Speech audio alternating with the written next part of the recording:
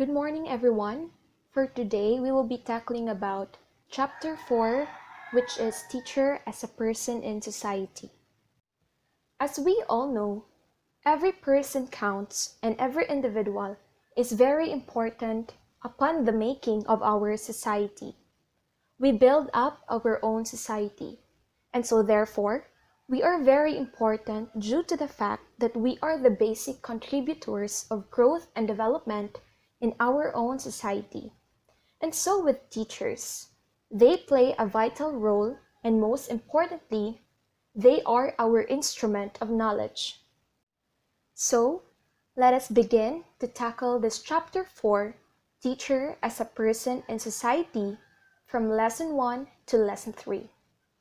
A pleasant and a blessed morning, everyone. This is Joyce from Patatag, and I am now going to report about morality and foundational moral principle.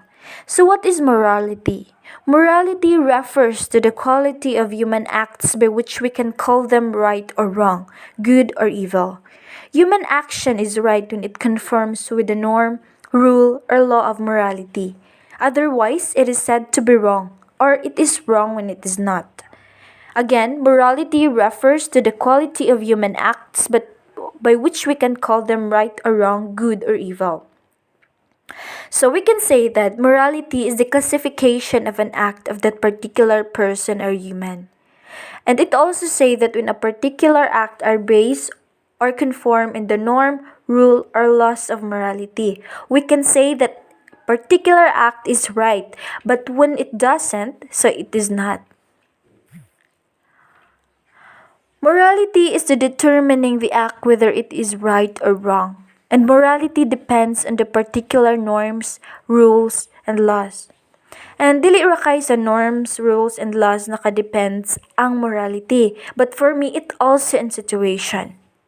I added situation where morality depends because when it comes in a rush or emergency or death and life choice, for example, I have an example. When you see someone who hide because he or she was chased by a criminal, and you have been asked by the criminal where he or she goes, and you lie. You said you didn't know, or you point at the wrong direction. That's why morality also depends on situation. Next is foundational moral principle. So, what is foundational moral principle? The word principle comes from the Latin word precepts, which means a beginning, a source. A principle is that on which something is based, founded, and originated. It is likened to the foundation of a building upon which all other parts stand. If we speak of light, the principle is the sun, because the sun is the body from which the light of this world originate. A foundational moral principle is, therefore, the universal norm upon which all other principles and the rightness or wrongness of an action are based. It is the source of morality. Teachers should always be a person with a good moral character. I just had this realization that teachers should have a self-assessment and a way that they will try to know the things that they have to improve morally. Morality is just not to know. Morality is not just to know what is right from wrong, but it is also trying to make things right if it is wrong. A person should have a good moral character, especially teachers, even they are from the past, present, and the near future. The profession of being a teacher should provide us with our own principles of moral. The identity of a teacher include the moral character in the way that they behave with their principles. It is not enough that one has the professional license because a true educator is educated and a true learner is a learned. Teacher as a person of good moral character, duly licensed, professional has dignity and reputation, with high moral values and technical and professional competence in the practice of their profession they strictly adhere to. Observe and practice this set of ethical, moral principles, standards, and values. So, there are four ways of describing good moral character, which are being fully human, realized potential as a human person, being a loving person, caring, and selfish, being a virtuous person, good habits and attitude, and being a morally person. Where is this foundational moral principle? It is contained in the natural law. So as mentioned earlier by Joyce that a foundational moral principle is therefore the universal norm upon which all other principles on the rightness or wrongness of an action are based.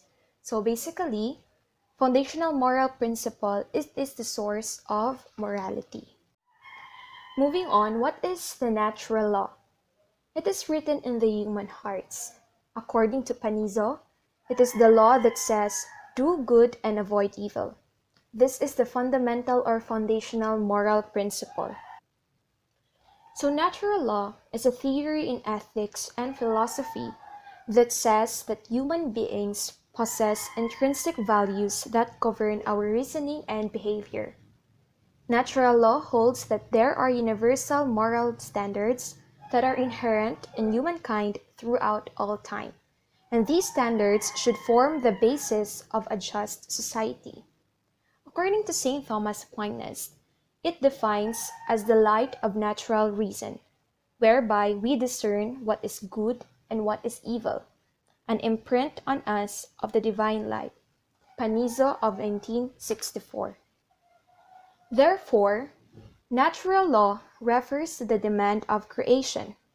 It is the path toward human fulfillment. Since the human person stands at the apex of creation, this human fulfillment becomes also the goal of our creatures. Therefore, natural law is the direction that must be taken by all in order to bring about the fulfillment of humanity. Good afternoon, everyone. I am Ediza Queen Rosario, and today I am going to tackle when are teachers called to be in good moral character. So, when are teachers called to be in good moral character? Referring to the professional teachers, the code of ethics gives big words like possesses dignity and reputation, with high moral values, adheres to, observes, and practices a set of ethical and moral principles, standards, and values at all times, not only in school premises but elsewhere. Teachers must be good role models not only to the students but all the people in the community. So, being a professional teacher doesn't mean you are only knowledgeable and intelligent enough with the things you are going to share, but you also need to set a good character. We might as well be conscious with our actions and behaviors since we are labeled as professionals and said to be a good role model for everyone. To discuss is the most common personal traits given to describe teachers. So the most common personal traits given to describe teachers are: first, caring. Caring teachers are fair. Teachers must be sensitive enough to give equal attention to the students. Next is approachable. They display personal touch and make every learner belong and feel warm.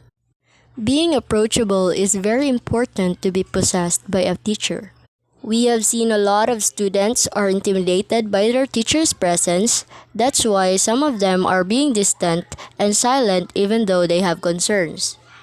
Next is being compassionate. They feel with their students. Teachers must have this motherly character for the students to become more comfortable being taught by them. Teachers must always remember their goal in doing their job, and that is to educate the students with a compassionate heart. So the fourth one is forgiving. Do not keep grudges against learners. If a student has done something wrong to you as a teacher or to someone, you should not hold grudges but correct them with their mistakes instead. For us future teachers, let us know the boundary of personal issues from our career. Let us keep the character of being professional and be forgiving. The last one is humble. They admit mistakes. Doesn't mean you own the title being a teacher and have the authority inside the class. You can never do mistakes. Teachers must be humble enough to be corrected. For future teachers, we must always remember that respect is not given but is being gained. We must respect also our students if ever we commit mistakes and learn from it. Let us not abuse our authority but keep the confidence as an elder and an educator.